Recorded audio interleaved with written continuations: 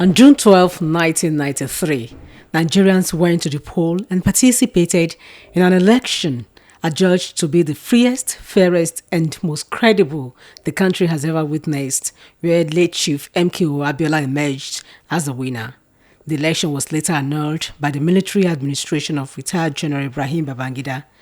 Former President Muhammadu Buhari acknowledged the June 12 struggle and declared it Democracy Day. In commemoration of the 30th anniversary on June 12, Osun State government, in collaboration with Osun Civil Society's Coalition, organized a Democracy Day lecture with the theme Interrogating Citizens' Participation in Democratic Processes and the Quest for Good Governance.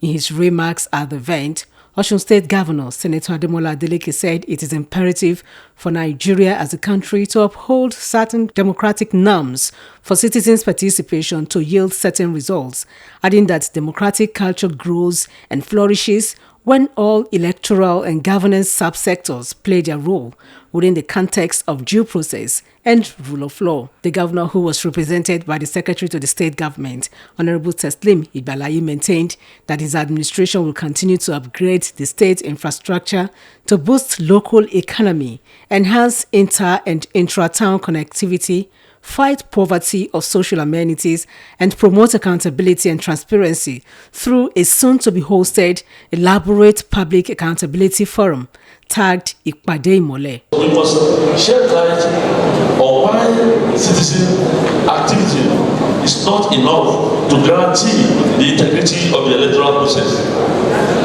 The most active voting population can be rendered impotent if the state institutions are compromised.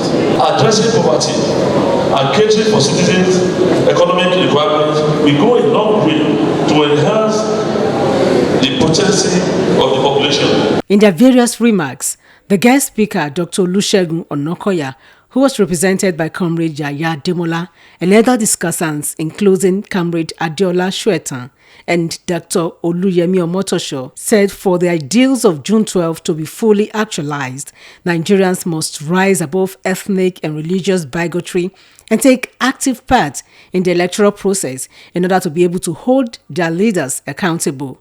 They maintain that it is not the masses alone that should be made to bear the consequences of government policies, especially the removal of fuel subsidy, adding that there should be a downward review of salaries and emoluments of political office holders, adoption of unicameral legislature, as well as the practice of fiscal federalism. The essence of democracy is about welfare of the people, developmental orientation, structural development, improvement in education, healthcare, and general welfare of the people. Any democracy that lacks this is not real democracy. But what do we have in Nigeria? Nigeria is the only country I've seen since I started reading.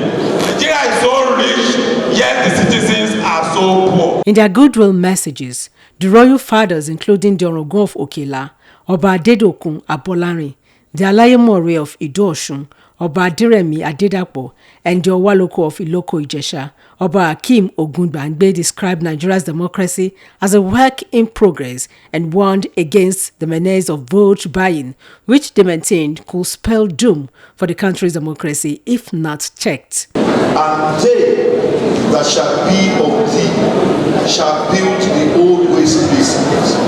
Thou shalt build foundations of many generations, and thou shalt be called the repairer of the breach and the restorer of the parts dwelling. Earlier in his address of welcome, Chairman of the occasion, Mr. Ayo Alabi, commended Governor Ademola Adeleke for prioritizing the interests of the citizenry in his policy formulation and implementation, adding that the fulfillment of the yearnings and aspirations of the people is what democratic governance truly entails. Oluchi Amuda, OSBC News.